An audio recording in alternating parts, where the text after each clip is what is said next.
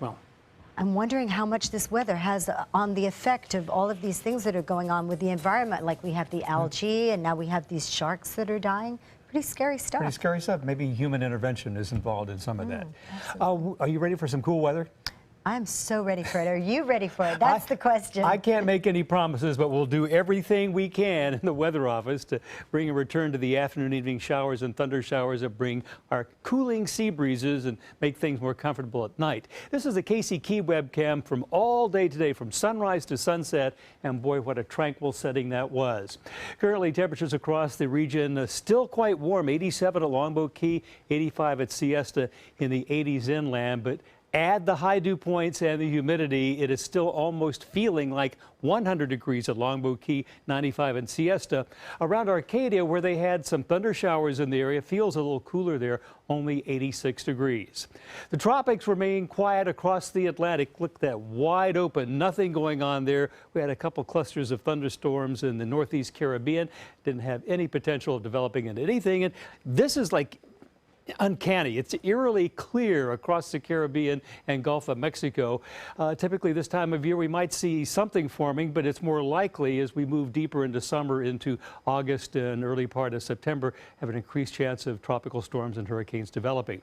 In the Pacific, there is the third storm of the season, Hurricane Celia, off the coast of Mexico, is a Category 1 storm. It's projected to reach Category 2 strength as it moves out to sea, and this little disturbed area behind it could become Tropical Storm Darby if it gets a little more organized.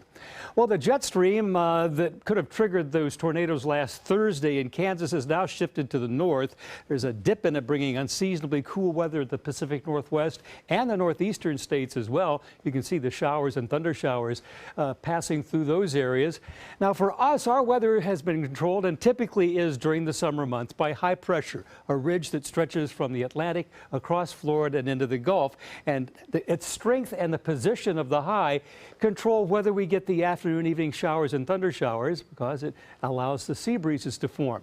Now, this has been pretty much locked in position for several days, maybe going in a couple of weeks, which is why it's remained humid, sticky, and we haven't had any relief like we typically do during the summer months with the afternoon, evening thunder showers. That could change as the high shifts northward in the next few days, allowing them to develop, move inland during the afternoon, evening, throw down the thunderstorms, outflow boundaries with cooler air, giving us much more comfortable conditions. Let's keep our fingers crossed that sets in by Wednesday.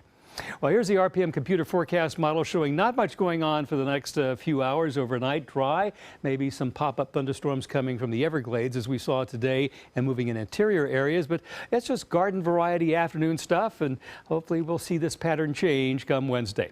So here are your weather headlines for the week ahead. It's going to remain hot and humid at least for 1 or 2 more days, with those isolated spotty thunderstorms bringing local relief, but we could get wetter and maybe a little bit cooler in the evening by midweek.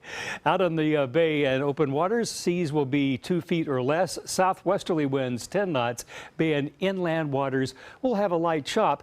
And for the saltwater temperature, it was high as 91 today. It's now cooled off to 90, but that's the same air temperature we're going to have for a high temperature at the beach tomorrow. And the UV index remains very high, 12. That's the forecast for tomorrow afternoon, because the sun is like dead overhead because we're so close to the June solstice.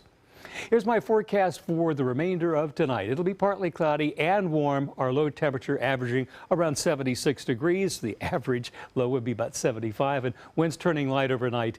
And for tomorrow, a partly sunny day, only a 20% chance of showers in the afternoon. High temperature 94, but the heat index, it's going to feel like 100 or 102, at least for another day or two. Winds westerly 5 to 10 miles an hour. Average high this time of year is 90.